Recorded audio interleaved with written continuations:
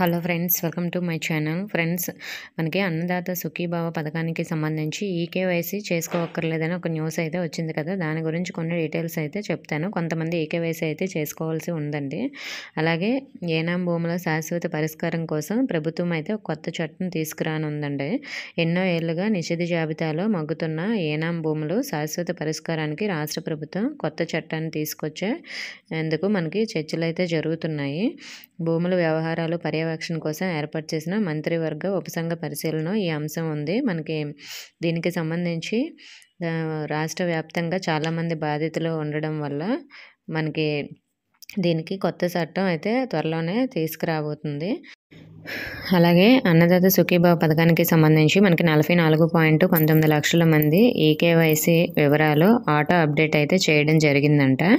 అంటే గవర్నమెంట్ దగ్గర ఎవరైతే వివరాలు ఉన్నాయో వాళ్ళందరూ కూడా ఈకేవైసీ అనేది ఆటోమేటిక్గా అప్డేట్ చేసేసారు. అంటే లబ్ధిదారులు వాళ్ళు వేయవలసిన అవసరం లేదు. సో కొంతమంది వేయాల్సి ఉంటుందండి.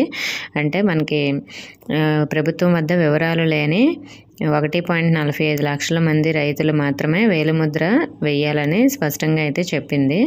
ఈ మేరకు వారి జాబితాలను ఆర్ఎస్కేలకు పంపించింది. దీంతో మనకి అర్హుల గుర్తింపు సులభతరం చేయనుంది. వాస్తవానికి రాష్ట్రంలో 45.65 లక్షల మంది అన్నదాత సుఖీభావకు అర్హులుగా ప్రభుత్వం నిర్ణయించింది.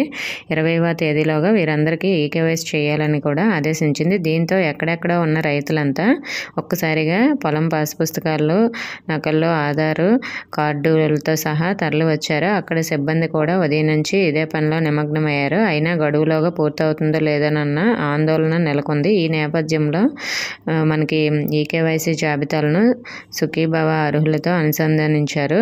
మొత్తం మనకి 1.45 లక్షల మంది మాత్రమే ఈకేవైసీ చేసుకోవాల్సి ఉంటుందండి. చాలామంది మేము అన్నదాత సుఖీభావ పథకానికి అర్హులమో కాదోనన్న ఆందోళన అయితే ఉంది. దీన్ని నివారించేందుకు ప్రభుత్వం అన్నదాత సుఖీభావ వెబ్సైట్లో చెక్ స్టేటస్ ఆప్షన్ అందుబాటులోకి తేవాలని యోచిస్తుంది. ఆధార్ నెంబర్ నమోదు చేస్తే అర్హులైన వారి వివరాలు కనిపిస్తాయి. ఈకేవైసీ చేసుకోవాల్సిన అవసరం ఉందో లేదో కూడా అక్కడే తెలిసిపోతుందని చెప్తున్నారు. మనకి వెబ్సైట్ అయితే వర్క్ అవ్వట్లేదు.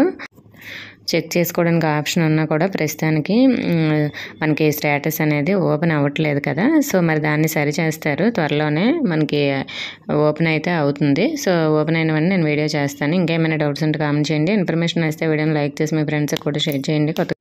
మన ఛానల్ని సబ్స్క్రైబ్ చేసుకోండి. Thank you for watching.